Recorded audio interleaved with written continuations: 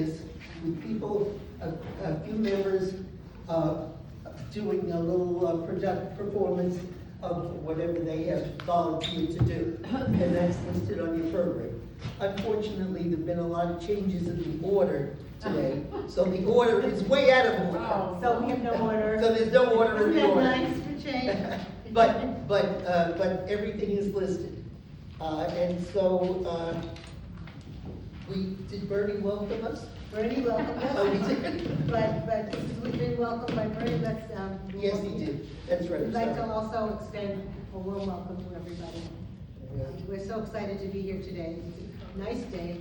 Didn't snow, we were lucky. Yes. Right. Very lucky. I hope everybody enjoyed their meal. Yes. That's good. I want to thank our caterers, and our caterer is, I've only met her once. And, we'd like to thank Bernie for making the arrangement with that caterer. And her name is Lori Hendricks Bechtold, and she's on the program. So thank you, Lori, wherever you are right now. Yes.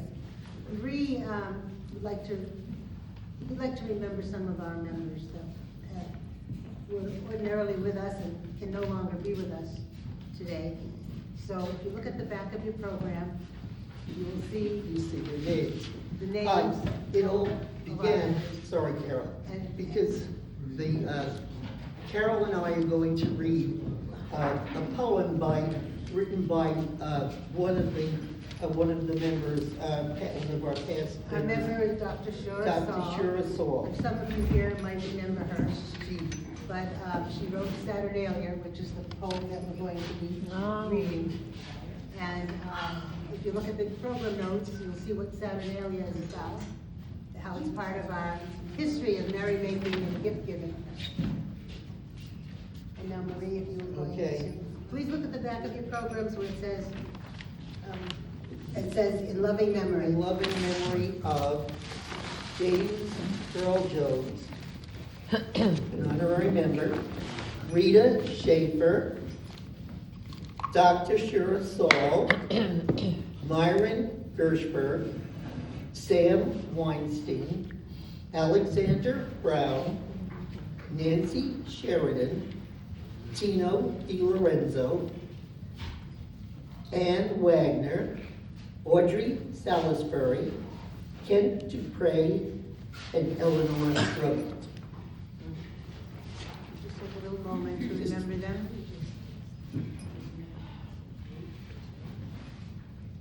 And we'd also like to offer our heartfelt appreciation to the Jewish Community Center in Sherman here. And we thank our committee for all the help they gave us in putting this lovely day together. Carol, you gotta keep on moving that mic back and forth. Back and forth, okay. We wanted to thank the Jewish Community Center, and we also would like to thank our committee members for putting all of this together. Thank you all very much for the work you did. And now we're going to read Dr. Shura Saul's Saturnalia. Saturnalia, as I said, was written in 2017 for this event, the holiday. Shura was a member, and she was elderly, but she was still functioning beautifully. And she wrote this because we got into a discussion, she and I and Carol, about how the Romans celebrated Christmas, and we didn't know, and it turned out that she knew, and but Carol knew actually. She didn't know either, and Carol knew, and Carol told her, and she looked it up, and then she wrote this poem. She wrote it. She had a sense of humor, and so it's written based on, 'twas the night before Christmas. It's the night before Christmas, and all through the house, That's the not a line. creature was stirring, not even a mouse. But I don't concentrate, when I read it, I concentrate on the significance of the words. I don't concentrate on the beat so much. But it is there, the whole, throughout. And once in a while, there's a reference to that poem, too. You ready? And go on, Marie. Oh, wait, no, I'm not ready. Yes, at the fireplace. All right, Yes, wait a second now. You just have to wait. okay. Okay, so we're almost there. Here we go. You know what? My phone is written in, printed in large letters, but now my you my go. glasses are dirty. They're not working also. Where's the stage? Are they a comedy act Yeah, here? I know. I'm gonna clean my We wrote this glasses. play before we came, Yeah. so for your enjoyment.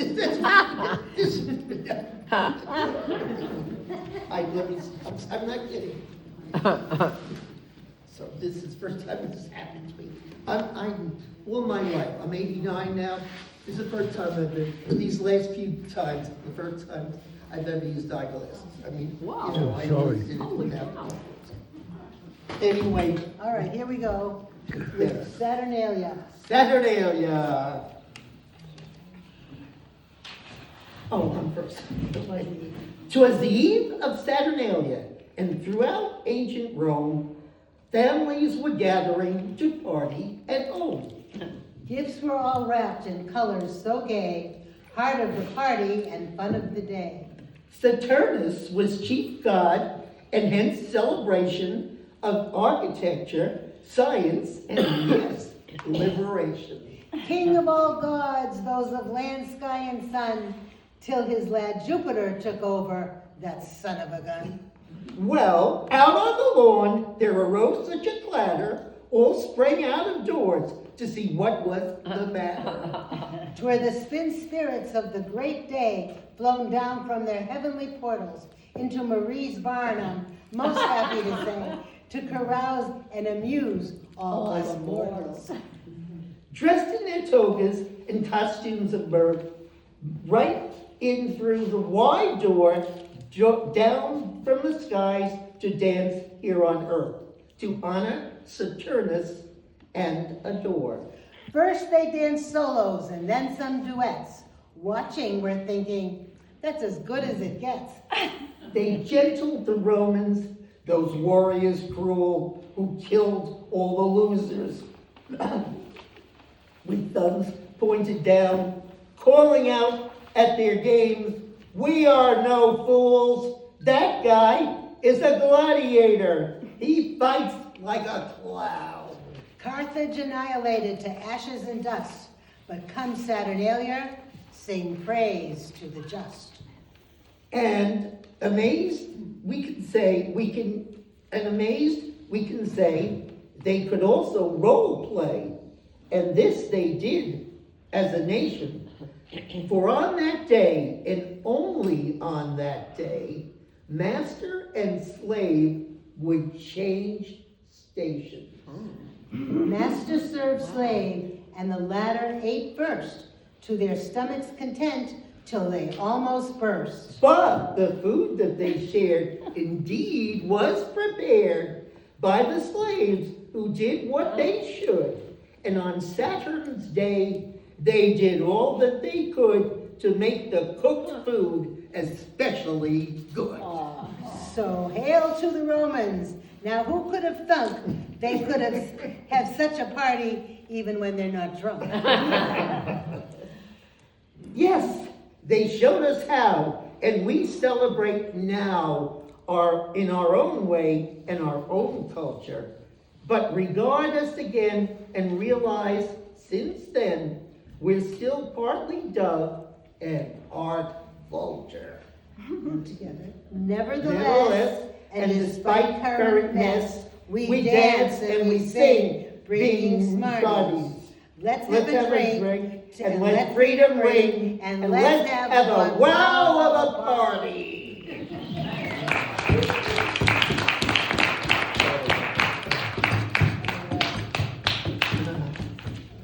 Well, all right, now am I next? We had another change in program here. We have constant changes in program. So we had, Bernie, who was going next? Somebody was going next. We had a change in program. That was Judith, and she went. Her granddaughter on the screen. Oh, she left, okay. All Oh, right. we did it already. All right, so now, Right. we have got a treat for you. Mhm. The treat, it just walked across the back of the room. Bernie is going to play for you. Two of his compositions. I think you'll be enjoying them. Oh, we moved. So if you feel like getting up to dance. Are we moving to it to move or No, not? he doesn't want You don't have to to. move. He doesn't want to. Marie, once we place you where you go, you never have to move. Thank you, my dear. We move for Marie. Give him a round of applause, our wonderful poet.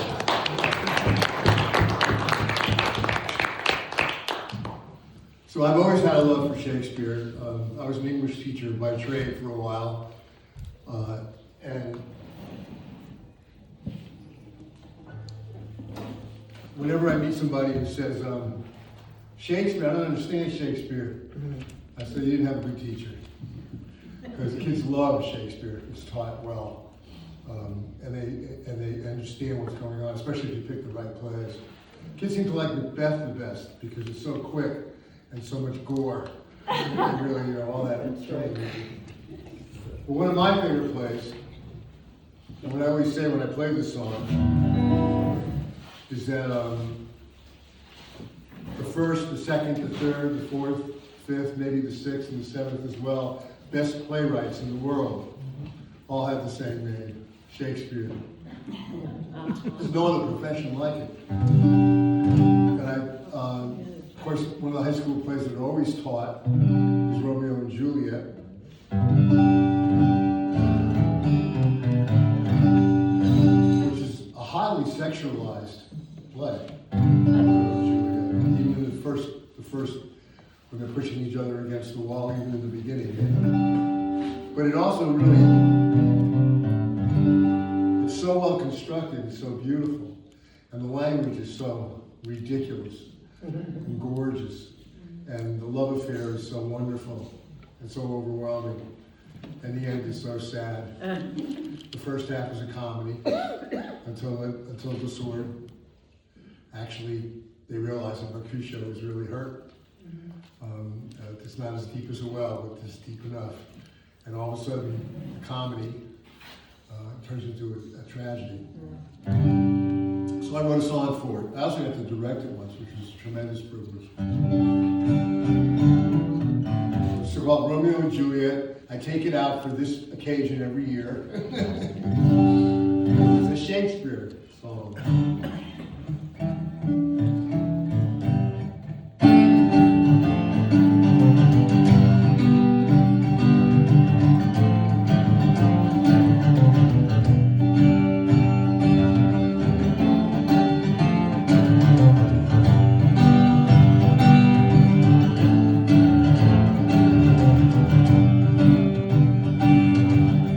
Romeo is carrying a rose for his lover.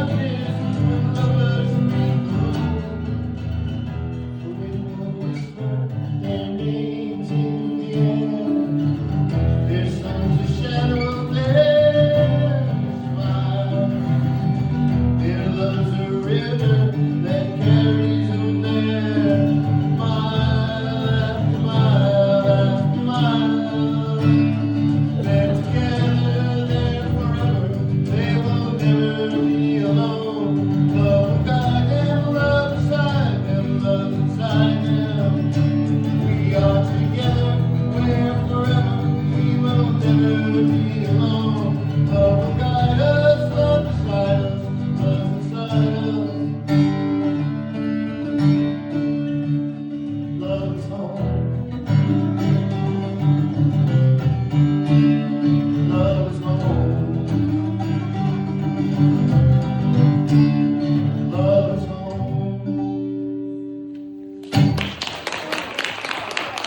I'm good, let's go on. I'll just do one today. Okay. Thank We you. need a copy of those lyrics. Yes, Ah. that's true. Okay. That's true, but here, Oh, no, he's not true. He said to go over. Okay, so, all right, we're going on to the next performer, and that will be Susan Stowe. Susan has been a member of the club for many years. She's a magnificent actress, and I'm sure you will enjoy her presentation. Just use the other mic. Which is- because I have had a cold. I don't want you- I'm sure you will enjoy her Just the presentation, other mic, yeah. which is I can't sit a Yeah, you funny, can sit, you can bring the stool with this you. is called, over a- here. You can sit wherever you want, I just want you to use the other mic because I had a cold and I don't want you to catch it. oh, So you can sit in the middle. Okay, That's all. but I don't care. I just don't want you to use it. I'm visible, no matter. Do you want the, I don't think I even need a, do I need a? No, you shouldn't. Yeah. Can you guys hear me? yeah. do you want us to move thirty? no. If I there. Can you still see thirty? Yes. All right, and this is called A Funny Hanukkah Story. Really? Yeah. Just because it's here. That'll do it. How's that? Good. That's good. Okay, all right. Okay, so, for those of you who know me, you know that I really value laughter.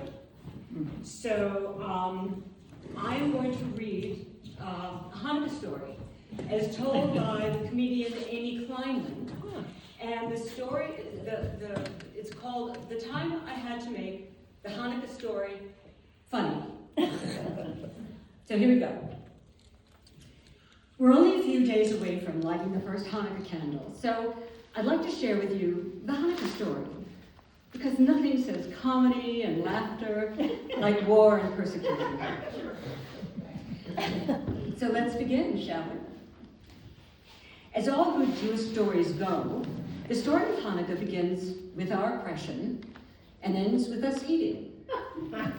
Or as I often will say, they tried to kill us, we won, let's eat.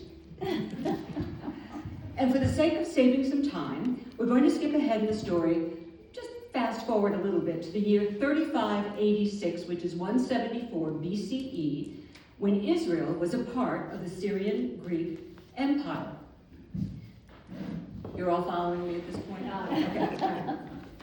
Now, up until that point, Jews, while oppressed, were still allowed some religious freedoms. In 3586, when Antiochus IV began to reign, he wanted to unite all the people with one custom, one culture, and one religion. Spoiler alert, it was not Judaism.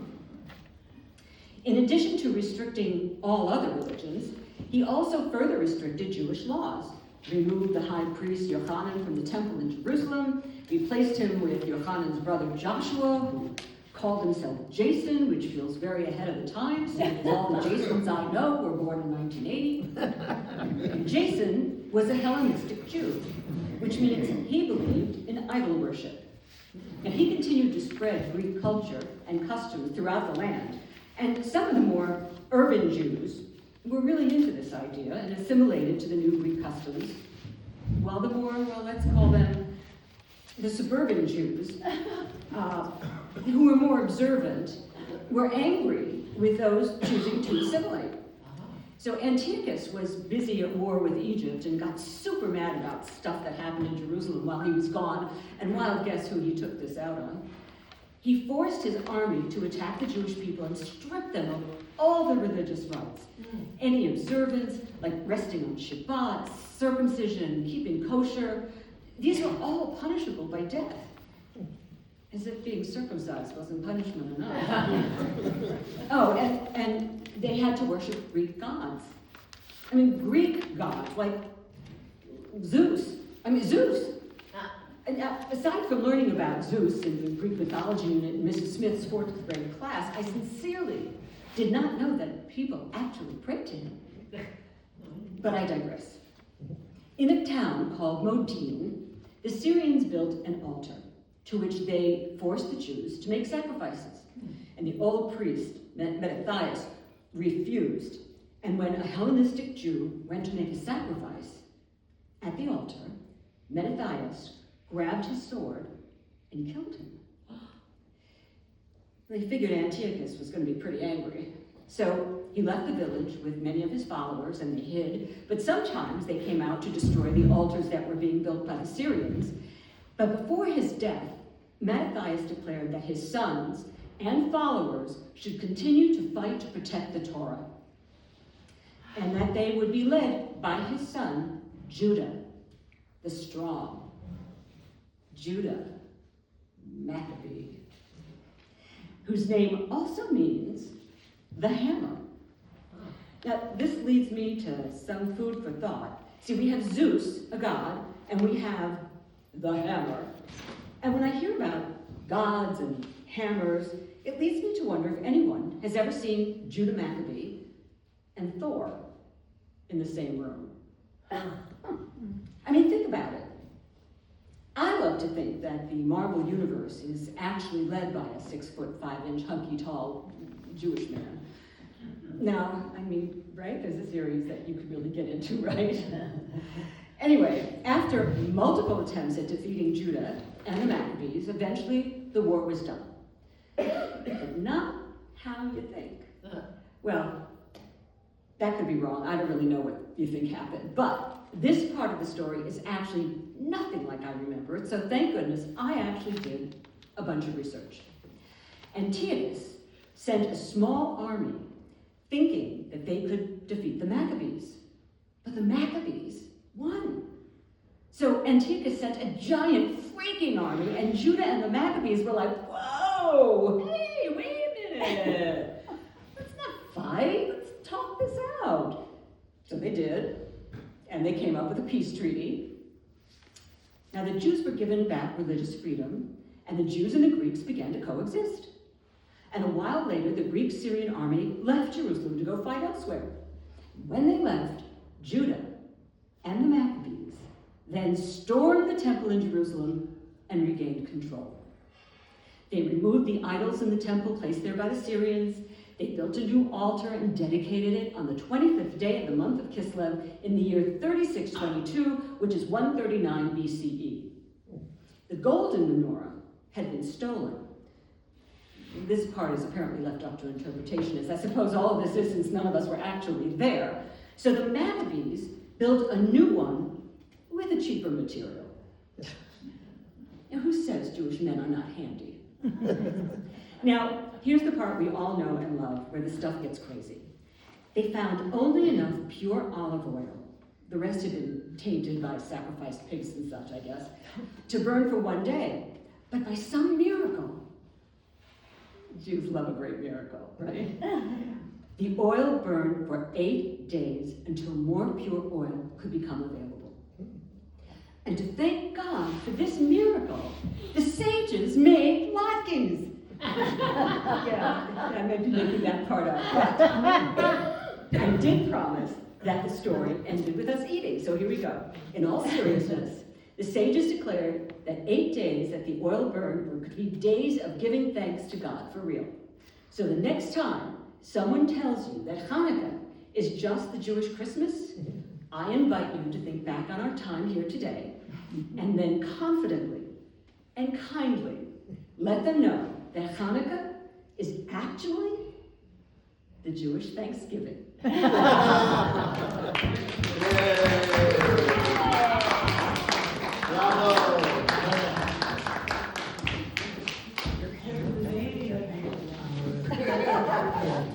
Where do you want to go?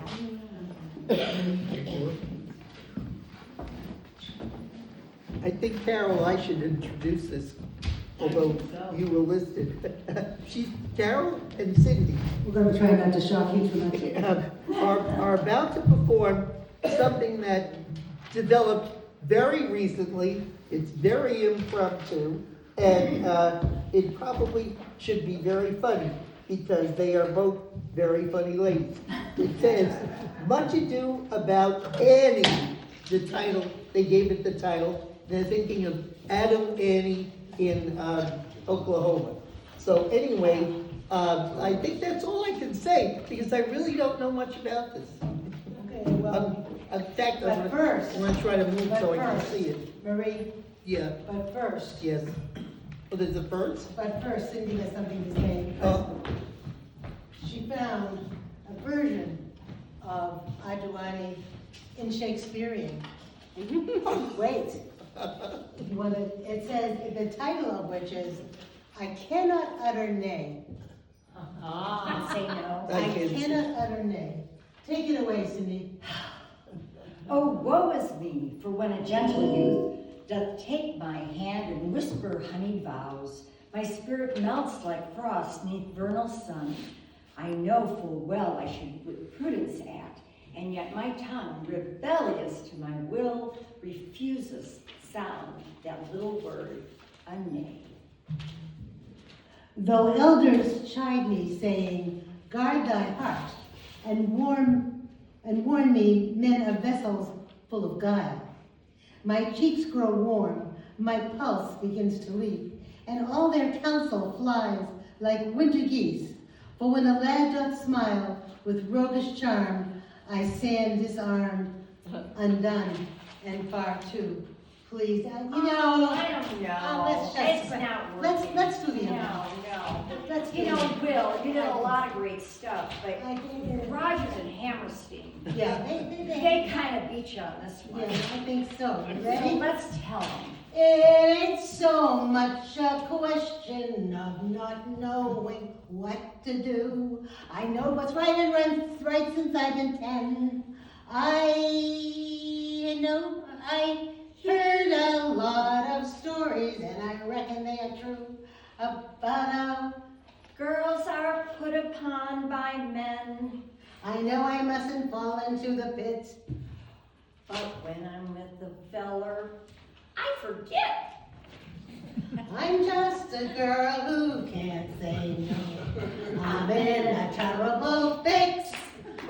I always say, come on, let's go. Just when I ought to say nix. Sing along. When a person tries to kiss a girl, I know she ought to give his face a smack.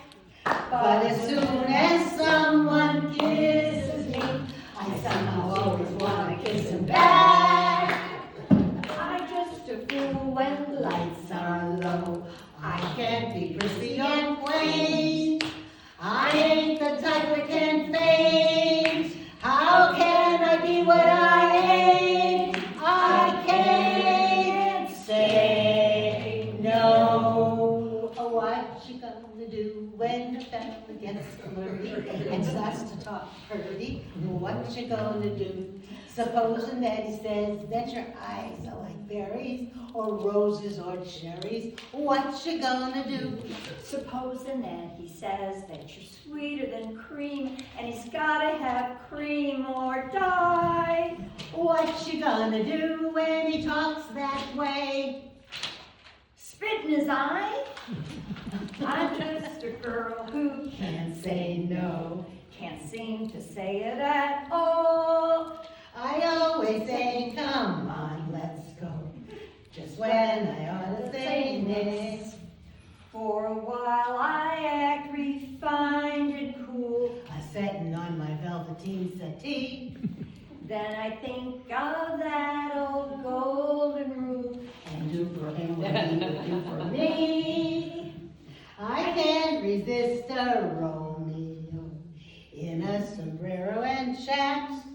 Soon as I sit on their laps, something inside of me snaps. I can't say no. I'm just a girl who can't say no. Kissing's my favorite food, with or without the mistletoe. I'm in a holiday mood. The girls are coy and hard to catch, but other girls ain't having any fun.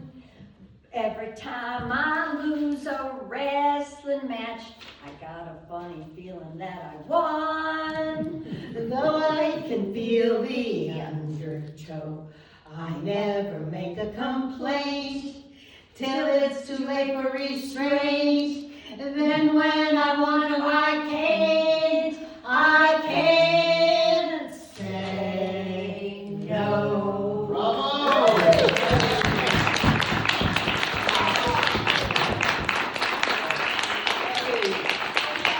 The last time I sang that song was when I was 16. I played Kato Annie. Wow. Girls, At Catholic Girls School. We had so much fun rehearsing it. yes. This all started right here. They read it at the last meeting, and they just started singing that song. Sorry. And It was meant to be. This little skit to go. So congratulations to both of you. Thank you. All right. Moving right along here. We're approaching the end. What do we have? All right, We yes, we have have, Your Quoting Shakespeare with Stephanie Rogers and Diana Knapp Bristol. Bristol. You're on. You're on. You're quoting Shakespeare. I love this one. This is wonderful. Stephanie, where are you? I can't get up here. Oh. I'm So, sure. You girls, wait, I'll move, and he can come right here. I'm coming. Meanwhile,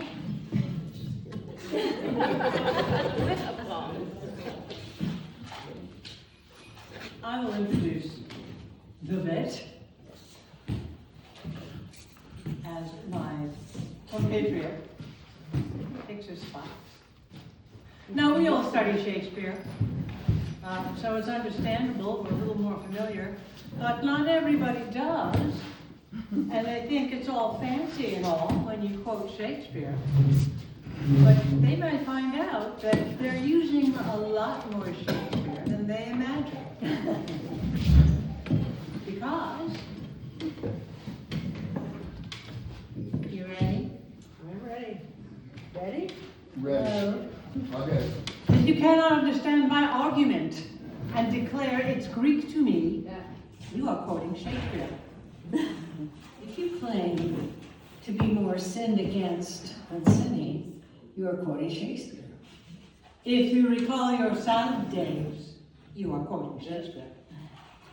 If you act more in sorrow than in anger, if your wish is farther to the thought, if your lost property has vanished into thin air, you're quoting Shakespeare.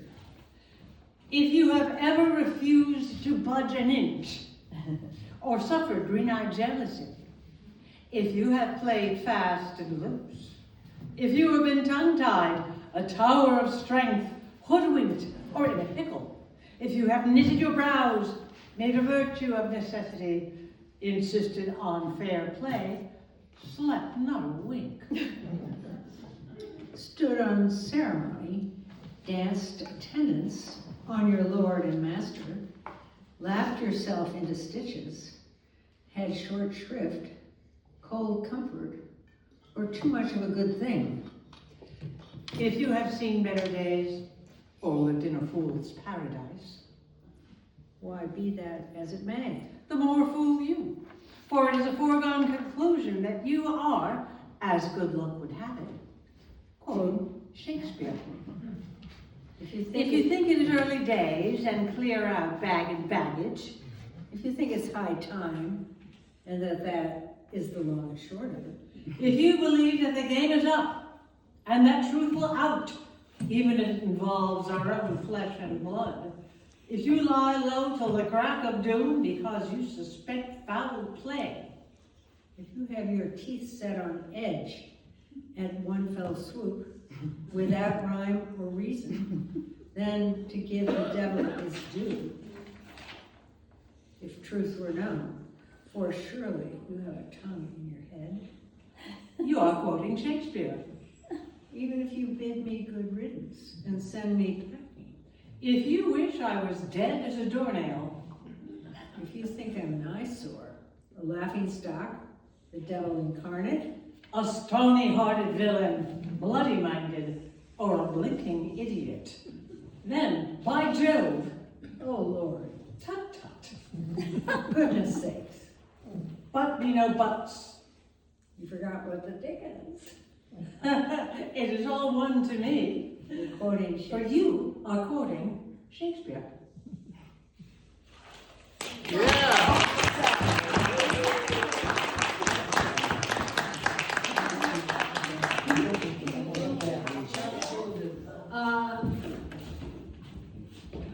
And if you would like copies of this, Yeah. Yes. I will distribute them. Oh, you do? Yeah, I do. Thank you. Thank you both.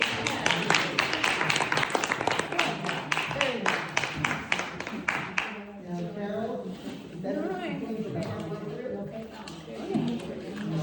now, eighth grade.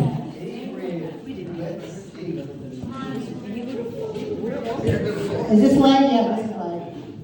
Beautiful, thank you so much. All right.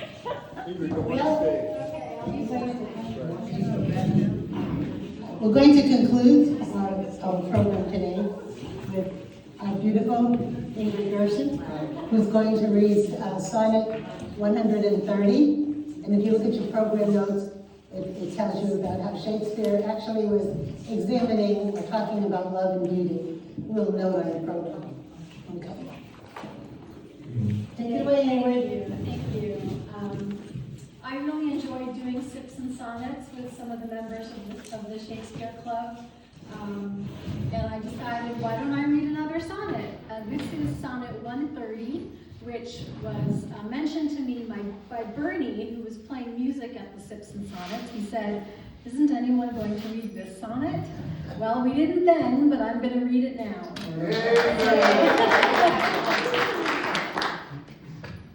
My mistress' eyes are nothing like the sun. Coral is far more red than her lips red. If snow be white, why then her breasts are dun. If hairs be wires, black wires grow on her head. I have seen roses damasked, red and white, but no such roses see I in her cheeks.